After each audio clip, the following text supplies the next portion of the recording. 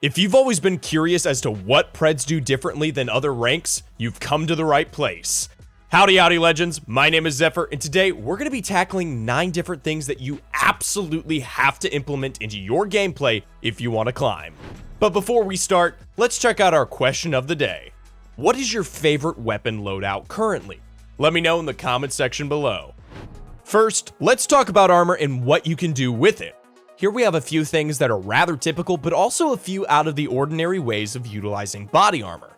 The all-time classic here is to shield swap during a fight to fully replenish your shields. This will remain for all eternity as the most broken mechanic in a direct skirmish and definitely needs to be the bread and butter of every Apex Legends player.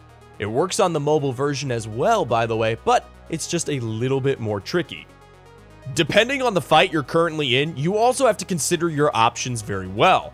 Thirsting is generally a very dangerous move that can and will get you killed if you overreach. However, sometimes thirsting brings forth a valuable byproduct. Obviously, you don't have to guess too much about what I'm talking about since it's rather straightforward.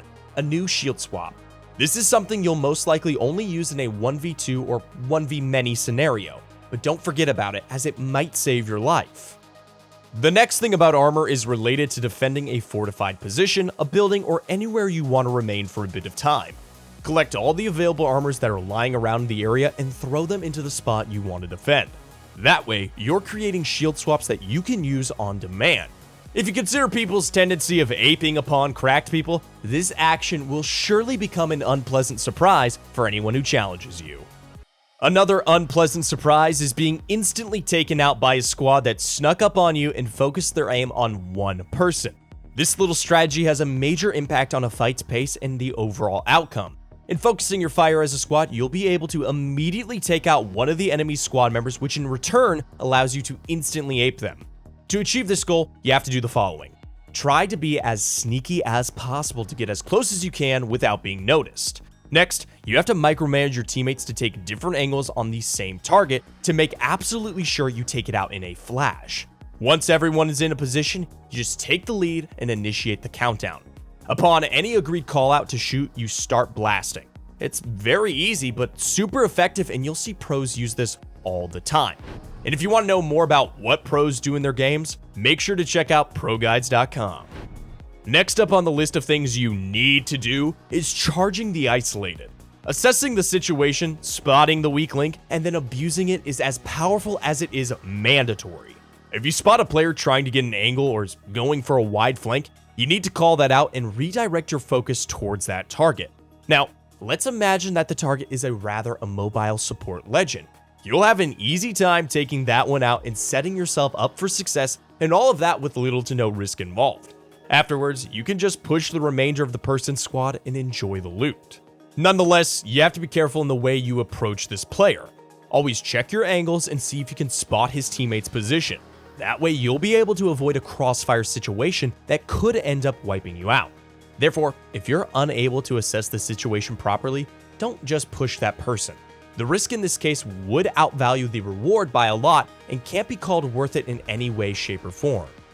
When it comes to fighting, there's also something you need to add to your repertoire of habits. Jiggle peeking. This is something that especially is potent while rocking a shotgun setup. Here's what you have to do and why it's so good with shotties. Slide in and out of cover with as much speed as possible. Try to hit one pump within that narrow frame of time and then immediately hide behind cover. Repeat this process and you'll be an absolute menace for anyone facing you. What you have to keep in mind, however, is the differences in weapons you're trying to fight. Let's imagine that you're fighting a fully automatic gun and the person fighting you cannot even dream of competing with your shotgun's effective DPS in a one-pump scenario.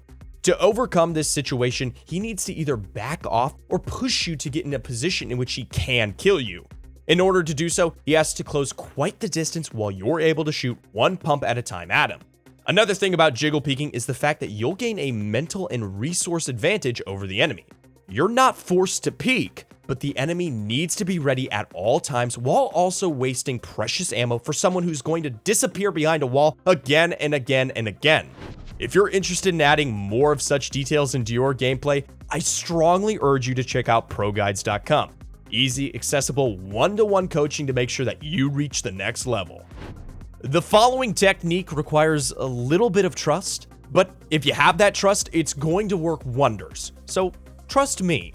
You can either bait your teammate or offer up yourself as bait. There are different approaches as to how you can do it, and I'll gladly walk you through all of them. Get some distance between you and the enemy and hold a decent spot. As you're running, they'll attempt to get a good angle on you, but since you are already aware of their position, you are only waiting for that exact moment. Your confidence in your ability to aim now comes in clutch, and you can take them out with ease. Similar to that, you can use your teammates as that kind of bait. Especially when the enemy team cracked your teammates, you'll often see them start to ape you. While they're trying to do so, you're able to head glitch your way to success as they're expecting you to be healing.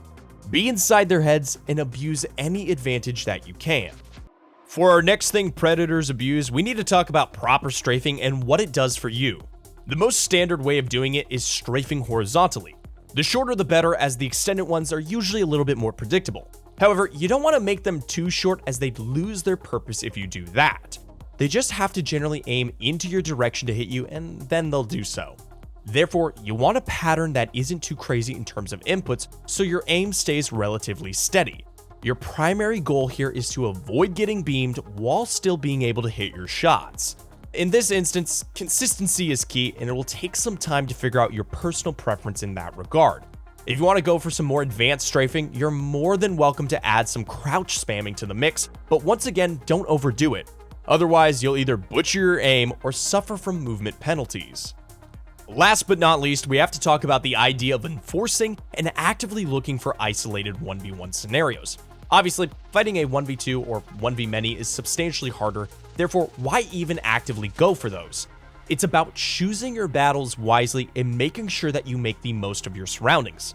Technically speaking, it's far easier said than done, but bear with me for a while as I walk you through it. As you climb, you'll notice that the movement of players improves drastically, and you may find it hard to keep up at times. But you don't have to, at least not always. Rather than trying to play their game while you're not as good as them yet, what about turning it into your own game? Abuse the power of angles to weaken their prowess and impact of movement. If you're not exposing yourself to more than one angle, they can move as they want, as they're forced to approach you in a very specific way. Exposing as little area as possible is surely one way to enforce a potential 1v1. Let's say you're being chased. Rather than fighting from the get-go, look at your surroundings and think about the layout. Yes, in this scenario, it's important that you're familiar with the map's layout and something unique traits of the area you're currently in. You may as well view it as your Apex alphabet. Taking position in specific areas will then allow you to briefly isolate an enemy to take care of them. Once you do so, you can apply one of the other tricks. For example, the thirsting for a shield swap to then create another 1v1. Regardless of what you do, just never forget that you're on a timer and you need to act fast.